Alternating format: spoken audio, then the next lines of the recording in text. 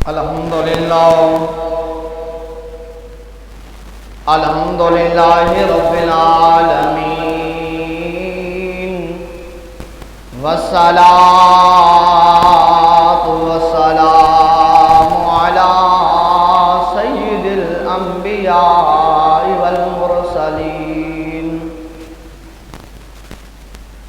ورسولہ النبی الکریم الامین المکین الحنین الرؤوف الرحیم اما بعد فاعوذ باللہ من الشیطان الرجیم بسم اللہ الرحمن الرحیم لا اقسم بهذا البلد وأنت حل بهذا البلد صدق الله العظيم وصدق رسوله النبي الكريم الأمين إن أول بيت وضع للناس للذي ببكة مباركا وهدى للعالمين صدق الله العظيم وصدق رسوله النبي الكريم الأمين إن الله وملائكته يصلون على النبي يا أيها الذين آمنوا صلوا عليه وسلموا تسليما اللهم صل على سيدنا ومولانا محمد وبارك وسلم الصلاة والسلام عليك يا سيدي يا رسول الله الصلاة والسلام عليك يا سيدي يا حبيب الله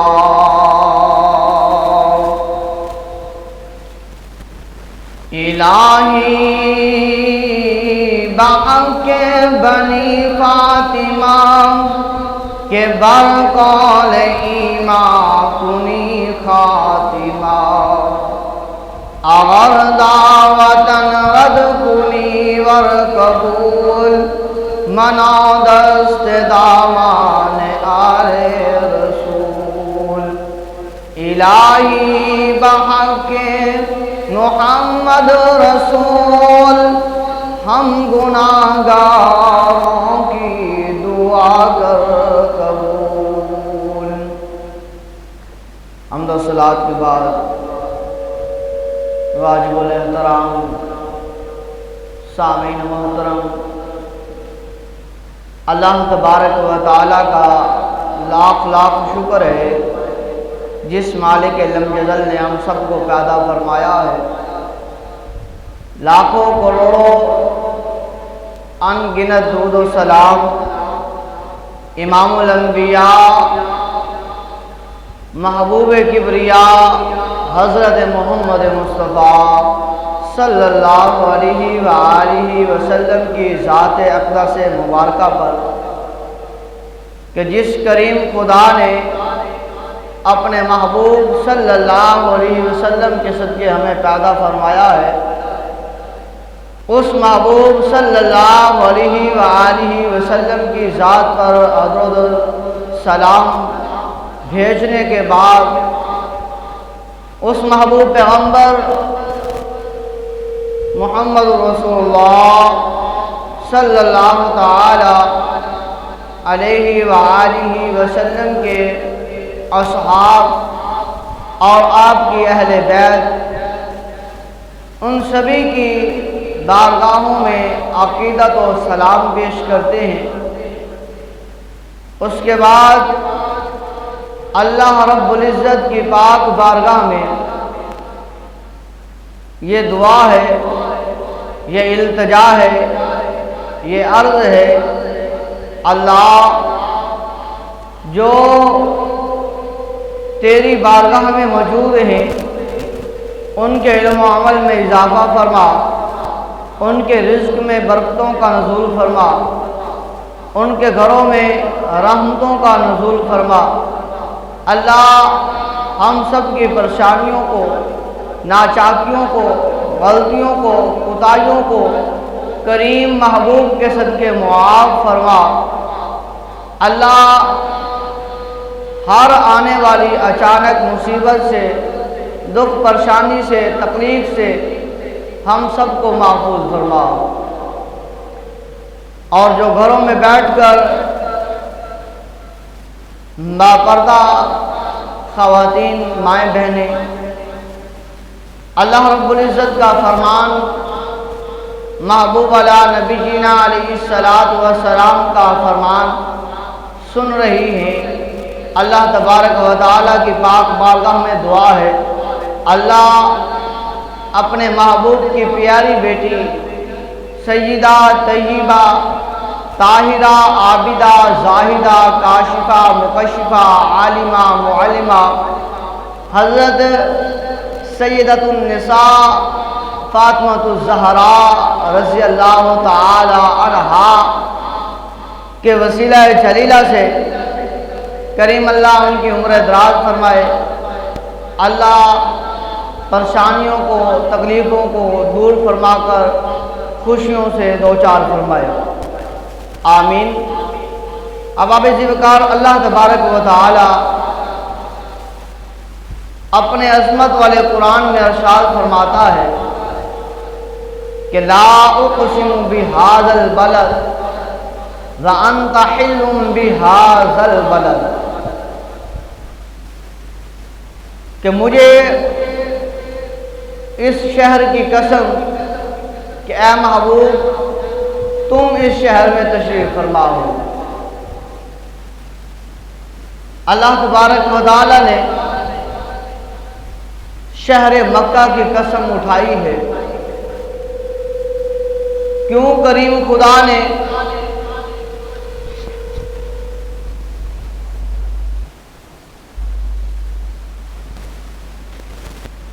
شہر مکہ کی قسم اٹھائی ہے؟ وہ اس وجہ سے کہ اللہ تبارک و تعالیٰ کا گھر بیت اللہ شریف وہاں موجود ہے، یا اس وجہ سے اللہ تبارک و تعالیٰ نے قسم اٹھائی ہے کہ وہاں پر صفا مروہ موجود ہے، یا اس وجہ سے کریم خدا نے قسم اٹھائی ہے کہ وہاں پر آب زمزم موجود ہے، یا اس وجہ سے اللہ تبارک و تعالی نے شہر مکہ کی قسم اٹھائی ہے کہ وہاں پر حجر اسود موجود ہے، حتیم موجود ہے، اور دیگر شاعر من اللہ وہ موجود ہیں، کہ اس وجہ سے اللہ تبارک و تعالیٰ نے قسمیں اٹھائیں۔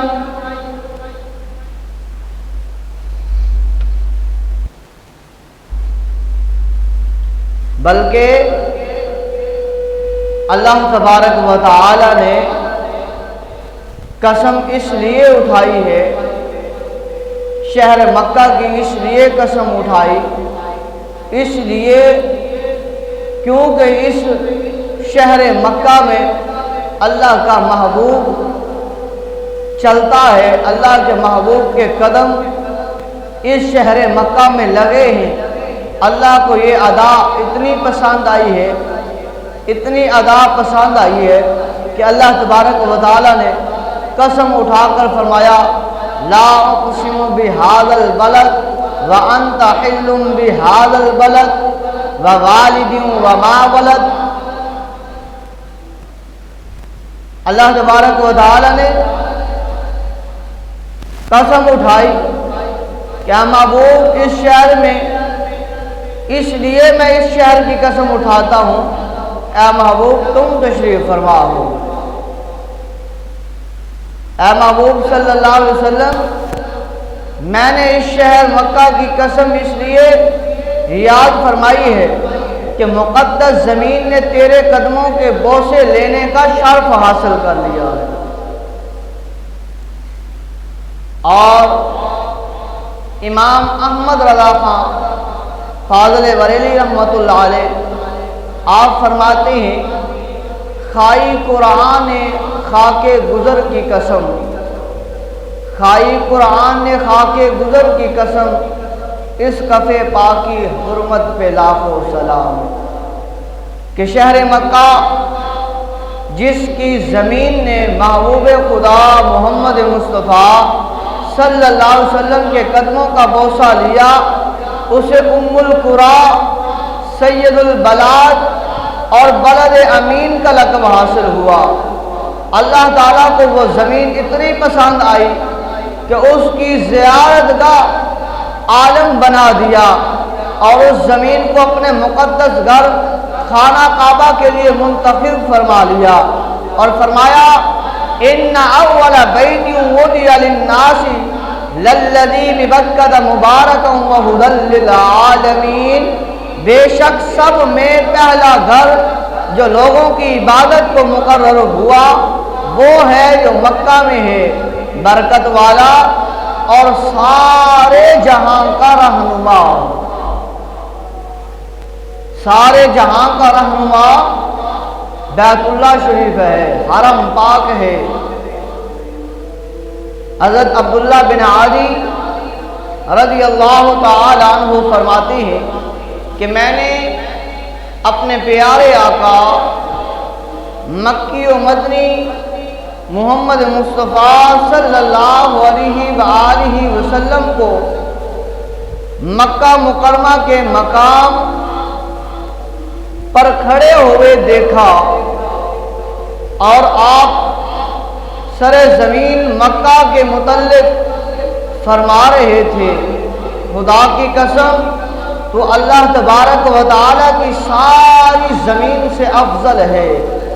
اور اللہ تعالیٰ کو ساری زمینوں سے افضل جگہ تیری ہے، پیاری ہے۔ اگر میں تجھے نکالا نہ جاتا تو کبھی بھی میں تجھے چھوڑ کر یہاں سے نہ جاتا۔ تو گویا پتہ چلتا ہے یہ مکہ شریف فضیلت والی جگہ، بابرکت جگہ، مبارک جگہ، جہاں رحمتوں کا، جہاں برکتوں کا بسیرا ہے، وہ محبوب علی نبینا علیہ الصلاۃ والسلام وہاں تشریف فرما تھے۔ آپ کے جب قدم لگے اللہ نے ان قدموں کو اپنی بارگاہ میں قبول فرمایا، اس کی اللہ نے قسمیں اٹھائیں اور اس جگہ کے بارے میں محبوب علیہ الصلاۃ والسلام نے بھی اپنی محبت کا اظہار فرمایا اور اس جگہ مکہ کو مخاطب کر کے فرمایا کہ اے سرزمین مقدس تو بڑی پاکیزہ ہے، تجھے اللہ تبارک و تعالی نے سارے جہاں سے اعلیٰ بنایا ہے، تو لہذا اگر مجھے یہاں سے نکالا نہ جاتا تو میں تجھے ہرگز نہ چھوڑتا۔ اللہ اکبر۔ اللہ تبارک و تعالی ہم سب کو محبوب علیہ الصلاۃ والسلام کے صدقے حج بیت اللہ کی سعادت نصیب فرمائے اور روضہ رسول کی بار بار زیارت نصیب فرمائے۔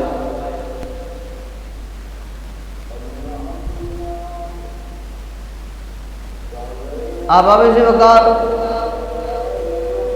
اس کے بارے میں، اس کی تعمیر کے بارے میں، تعمیر کعبہ کے بارے میں آتا ہے کہ اللہ تبارک و تعالیٰ کے حکم سے سب سے پہلے تعمیر کعبہ فرشتوں نے کی۔ اور پھر فرشتوں نے جب یہ کعبہ بنا لیا، اللہ کا گھر تیار ہو گیا، حرم پاک بن گیا، بیت اللہ شریف فرشتوں نے سب سے پہلے تیار کیا اللہ کے حکم سے۔ جب بیت اللہ شریف بن جاتا ہے تو فرشتوں کی جماعت اس حرم پاک کی خیال صفائی ستھرائی اور اس کا طواف کرتی ہیں۔ جب فرشتوں نے اس کا طواف کر لیا، وقت گزرا، اللہ تبارک و تعالی نے حضرت آدم علیہ السلام کو جنت سے زمین پر بھیجا۔ جب آدم علیہ السلام جنت سے زمین پر تشریف لے آئے تو آدم علیہ السلام کو حضرت جبریل علیہ السلام حرم پاک مکہ پاک میں لے آئے، اور حضرت آدم علیہ السلام نے اور حضرت جبریل علیہ السلام نے پھر اس کعبہ شریف کی تعمیر فرمائی۔ جب یہ کعبہ حضرت آدم علیہ السلام اور حضرت جبریل امین علیہ السلام نے دوبارہ بنا لیا، عبادت ہوتی رہی، طواف ہوتا رہا، اللہ تبارک و تعالیٰ کو سجدہ ہوتا رہا، اللہ کی پاک بارگاہ سے رحمتوں اور برکتیں حاصل ہوتی رہی، اور اس کے بعد یہ چلتا ہوا معاملہ اللہ تبارک و تعالیٰ کے ہاں مقبول سے مقبول ہوتا گیا کہ اللہ تبارک و تعالیٰ نے حضرت نوح علیہ نبینا علیہ السلام کو مبعوث فرمایا۔ حضرت نوح علیہ السلام نے آ کر تبلیغ کی، لوگوں کو فرمایا کہ لوگوں قولوا لا الہ الا اللہ، اللہ تبارک و تعالی وحدہ لا شریک ہے، اور میں نوح نبی ہوں اللہ کی طرف سے،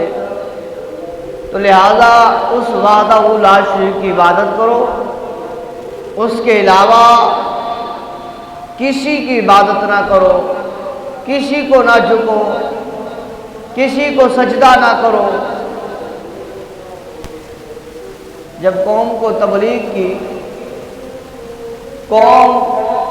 بتوں کی پجاری ہے، اللہ تبارک و تعالیٰ کی عبادت سے آ رہی ہے، اس قوم نے جب نوح علیہ السلام کی بات کو نہ مانا، 950 سال حضرت نوح علیہ السلام نے اپنی قوم کو تبلیغ کی کہ اے قوم، اللہ وحدہ لا شریک کو مان لو، اللہ تبارک و تعالیٰ کو سجدہ کر لو، وہی مالک ہے، وہی خالق ہے، وہی رازق ہے، وہی غفار ہے، وہی ستار ہے، وہی قہار ہے، وہی جبار ہے۔ اگر آج تم اس کی عبادت کرو گے، کر لو گے، اس کی اطاعت کر لو گے، تو یاد رکھ لو دنیا قبر حشر سنور جائے گی۔ اگر اس کو سجدہ نہیں کرتے، اس کی بارگاہ میں نہیں جھکتے، اسے الہ نہیں مانتے، بتوں کو نہیں چھوڑتے، تو یاد رکھ لو اللہ تبارک و تعالیٰ کا عذاب بڑا سخت ہے۔ ان عذابی لشدید، اس کا عذاب بڑا شدید ہے، بڑا سخت ہے۔ دوسرے مقام پر فرمایا ان بطش ربک لشدید، اس کی پکڑ بڑی سخت ہے۔ اگر تم اسی طرح نافرمانی کرتے رہے، اسی طرح اس سے منہ موڑتے رہے، تو یاد رکھ لو اس خدا کی لاٹھی بے آواز ہے، اگر اس نے پکڑ لیا تو اس کی پکڑ سے چھڑانا ناممکن ہے۔ جب قوم نہ مانی تو اللہ تبارک و تعالیٰ نے فرمایا اے میرے نبی نوح یہ نہیں مان رہے، یہ نہیں مانتے، اس کی نسل میں بھی ایمان لانے والے نہیں ہیں، لہذا ایسا کرو ایک کشتی تیار کر دو، ایک کشتی تیار کرو، اس کشتی میں ان لوگوں کو سوار کر لو جو مجھے بھی مانتے ہیں تجھے بھی مانتے ہیں، مجھے خدا مانتے ہیں، تجھے میرا بندہ اور رسول مانتے ہیں، نبی مانتے ہیں، انہیں سوار کر لو، اور جو نہیں مانتے انہیں رہنے دو۔ وقت گزرا، اللہ تبارک و تعالیٰ کی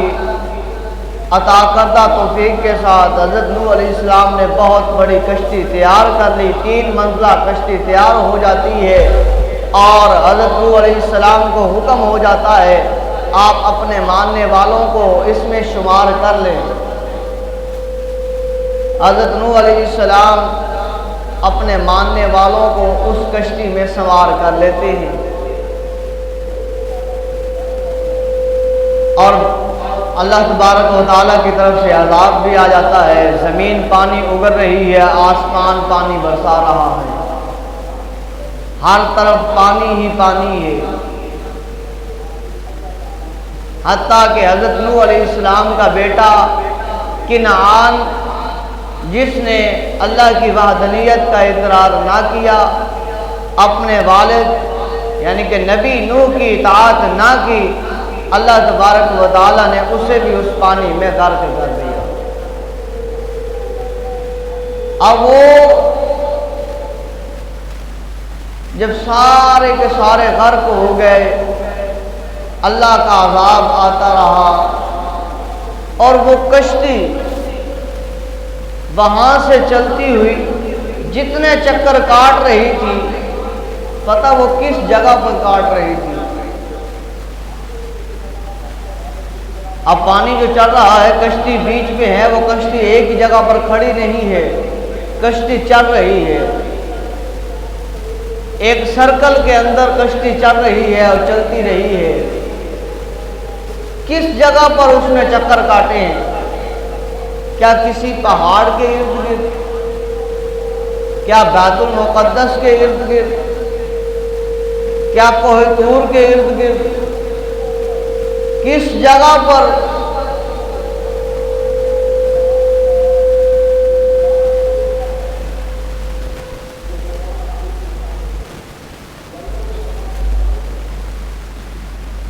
تو اس میں فقہاء کرام فرماتے ہیں کہ وہ کشتی جو حضرت نوح علیہ السلام کی چکر کاٹ رہی تھی، وہ کسی جگہ اور نہیں بلکہ اللہ تبارک و تعالیٰ کے گھر حرم پاک کے ارد گرد چکر کاٹتی رہی ہے۔ جتنے دن اللہ کا عذاب آیا ہے وہ پانی کا، اور حضرت نوح علیہ السلام اور آپ کے ساتھ جتنے 80 افراد جو موجود تھے اور دیگر جو جانور موجود تھے، ان کی اجناس جو موجود تھی اس کشتی میں، تو فرمایا وہ کشتی اس کعبہ کے ارد گرد، بیت اللہ کے ارد گرد چکر کاٹتی رہی ہے۔ اور پھر اللہ کی طرف سے حکم ہوا کہ اب اس کشتی نے فلاں پہاڑ پر، جودی پہاڑ جو ہے اس کے اوپر جا کر ٹھہر جائے، اور اب حضرت نوح علیہ السلام کو حکم ہوا اب آپ جو ہے نیچے اتر آئیں، اور اس کشتی کا چلنا بھی اللہ کے نام سے، اور اس کشتی کا رکنا جو ہے وہ بھی اللہ کے نام پر تھا۔ اب جب یہ چلتا رہا ہے، پانی اس کے ارد گرد تھا، کعبہ کے اوپر بھی، کعبہ کے اندر بھی پانی بھی تھا، لیکن طواف بند نہیں ہوا، طواف اسی طرح چلتا رہا ہے۔ اور پھر جب پانی رک جاتا ہے، اب وہ نشانات مندم ہو جاتے ہیں، بند ہو جاتے ہیں، تو تقریباً 450 سال کہ عرصے کے بعد حضرت ابراہیم علیہ نبینا علیہ الصلوۃ والسلام آتے ہیں، تشریف لاتے ہیں، اور انہیں حکم ہوتا ہے کہ اے میرے ابراہیم خلیل، اب تو نے ایسا کرنا ہے کہ جو میرا گھر ہے جس کو پہلے فرشتوں نے تعمیر کیا، انہوں نے طواف کیا، پھر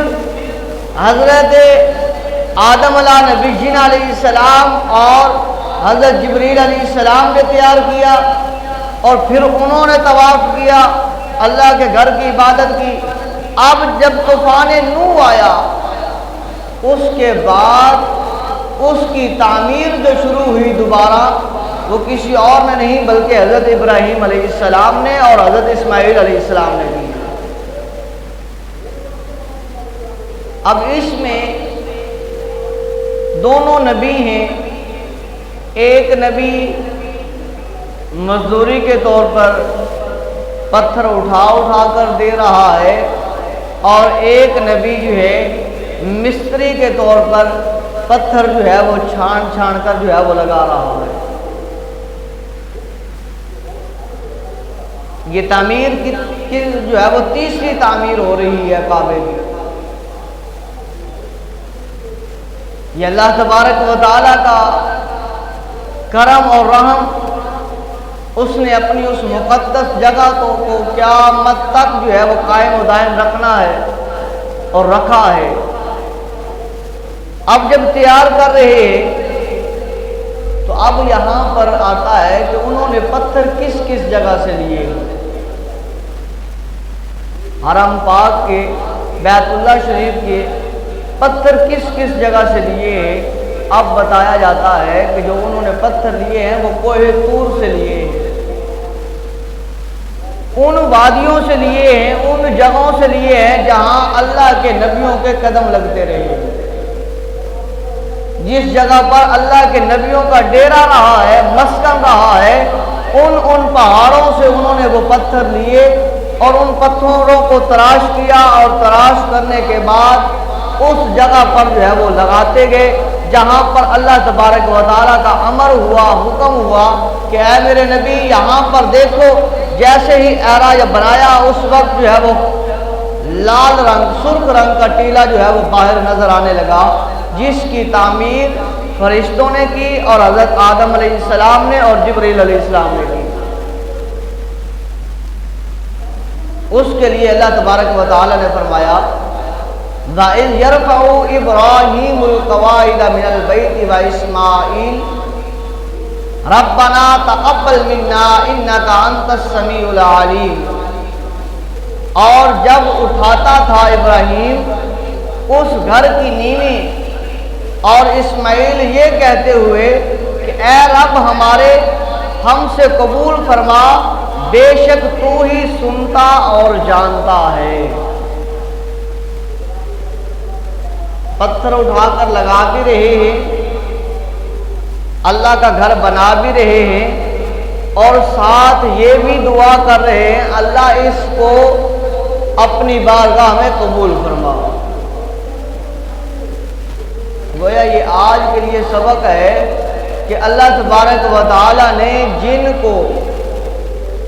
یہ ہدایت نصیب کی ہے اللہ کے گھر بنانے کی، وہ انتظامیہ میں شامل ہیں، جن کو اللہ تبارک و تعالیٰ نے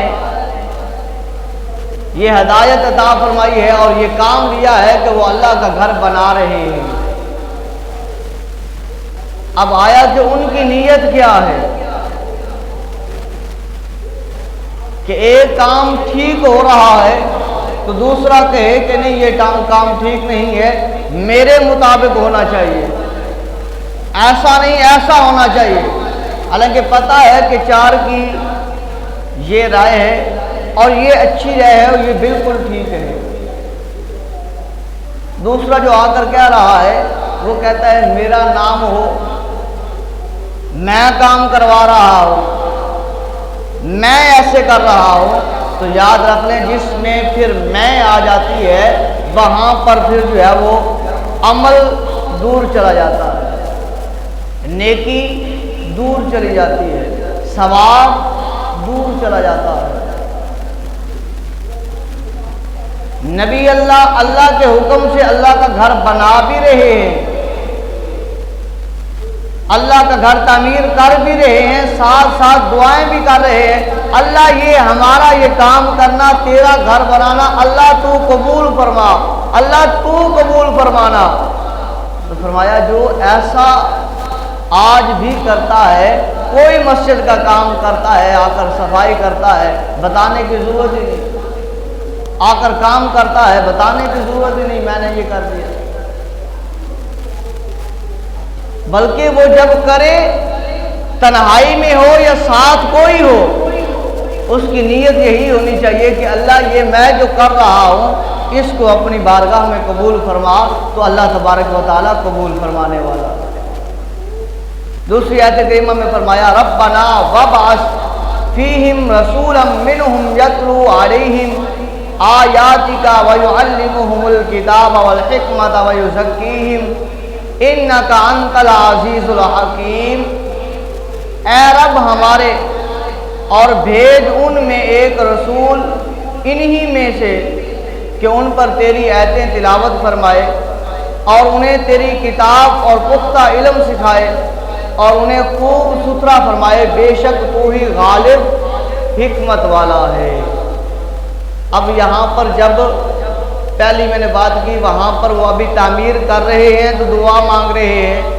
اب یہ دوسری دعا جو ہے جب انہوں نے تعمیر کر لیا ہے، بیت اللہ شریف بن گیا ہے، اللہ کا گھر بن گیا ہے، اب وہ اجرت مانگ رہے ہیں، اللہ تیرا گھر ہم نے بنایا ہے، اس میں جو ہم اجرت مانگتے ہیں وہ یہ ہے کہ جس کے لیے تو نے یہ کائنات بنائی ہے، اس گھر کو سجایا ہے، جس کے لیے تو نے قسمیں اٹھانی ہے،